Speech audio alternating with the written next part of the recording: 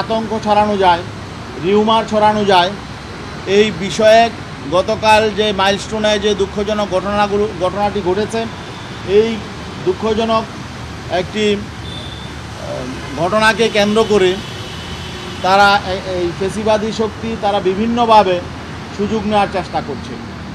তো এই জন্যে মাননীয় প্রধান উপদেষ্টার বক্তব্যের মূল এটা ছিল যে যাতে ফেসিবাদ বিরোধী যে রাজনৈতিক শক্তিগুলো আছে এদের মধ্যে যাতে ঐক্য সংহতি যাতে অটুট থাকে এবং রাজনৈতিকভাবে যাতে আগামীতে ফেসিবাদী শক্তি কোনো সুযোগ নিতে না পারে, এই জন্য যাতে সবগুলো ফেসিবাদ বিরোধী রাজনৈতিক শক্তি এগুলোর মধ্যে যাতে বিভেদ বিসংবাদ এটা যাতে না থাকে।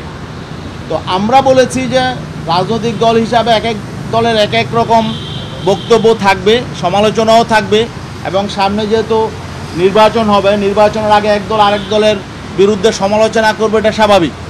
কিন্তু আমরা একটা প্রশ্নে সবার মধ্যে আমরা এক আছি, সেটা হলো আওয়ামী ফেসিবাদ যাতে আবার পুনর্বাসিত হতে না পারে, তারা যাতে দেশ নিয়ে ষড়যন্ত্র করতে না পারে, দেশের বিরুদ্ধে কোনো রকম তৎপরতা চালাতে না পারে, এই ব্যাপারে আমরা ঐক্যবদ্ধ আছি।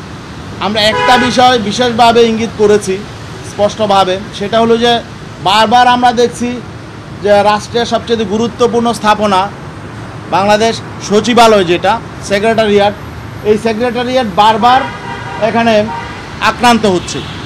এটা কেন হচ্ছে? অতীতেও তো যে সমস্ত রাজনৈতিক সরকার ছিল তখন তো এভাবে সচিবালয় আক্রান্ত হতো না। এখন এই সরকারের আমলে আমরা দেখলাম বেশ কয়েকবার সচিবালয় অরক্ষিত। এখানে সচিবালয় এভাবে অরক্ষিত কেন থাকে? এখানে কি গোয়েন্দা ব্যর্থতা আছে, নাকি প্রশাসনিক কোনো ব্যর্থতা আছে, আইনশৃঙ্খলা বাহিনী ব্যর্থতা আছে? এই বিষয়টা গভীরভাবে যাতে সরকার অনুসন্ধান করে দেখে, এই ব্যাপারে আমরা জোরালোভাবে কথা বলেছি। আরেকটা বিষয় হলো যে আগামী জাতীয় নির্বাচনে তো আবার আমরা যে রাজনৈতিক দলগুলো আছি, এই সব রাজনৈতিক দলগুলোই আবার নির্বাচনে একে অপরের বিরুদ্ধে প্রচারণায়, সমালোচনায় এবং ক্যাম্পিংয়ে মাঠে নামবে। অতএব সরকারকে তো তখন শুধু আওয়ামী ফেসিবাদ বিরোধী ষড়যন্ত্র মোকাবেলা নয়, বরং আমাদের রাজনৈতিক দলগুলোকেও নিয়ন্ত্রণ করতে হবে। এই জন্যে আমরা বলছি আইনশৃঙ্খলা পরিস্থিতি আরও উন্নতি করতে হবে এবং প্রশাসনিকভাবে সরকার যাতে মজবুত হয়, আরও কঠোর হয় এবং আরও যাতে সব কিছু কঠোর হস্তে তারা দমন করে। এই জন্য আমরা বলেছি যে এখনও পর্যন্ত প্রশাসনে, আইনশৃঙ্খলা বাহিনীতে যেখানেই ফেসিবাদের দোষর যদি কেউ থেকে থাকে তারা সামনে সাবোটাজ করতে পারে। বিশেষ করে গোপালগঞ্জে আমরা যেটা দেখলাম, সেখানে গোয়েন্দা ব্যর্থতা এবং প্রশাসনিক ব্যর্থতা তো আছেই। এই জাতীয় ঘটনা অন্যান্য জেলায়ও সামনে ঘটতে পারে।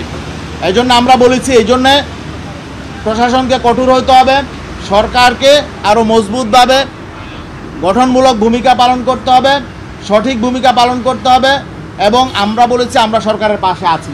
অতীতে আমরা ছিলাম এবং আমরা চারটা দলই বলেছি, বিএনপি, বাংলাদেশ জামাতে ইসলামী, ইসলামী আন্দোলন বাংলাদেশ, এনসিপি, সবাই আমরা ঐক্যবদ্ধভাবে বলেছি যে আমরা অবশ্যই সরকারের পাশে অতীতেও ছিলাম, এখনও আছি, সামনেও আমরা ইনশাল্লাহ এই সরকারের পাশে থাকব এবং আগামীতে যাতে একটা সুষ্ঠু নিরপেক্ষ নির্বাচন যাতে হয় এই ব্যাপারে আমরা সবাই একমত হয়েছি যে সুষ্ঠু নিরপেক্ষ নির্বাচনের পরিবেশ তৈরির জন্য আমরা সবাই একযোগে কাজ করব, এই ব্যাপারেও আমরা সবাই একমত হয়েছি।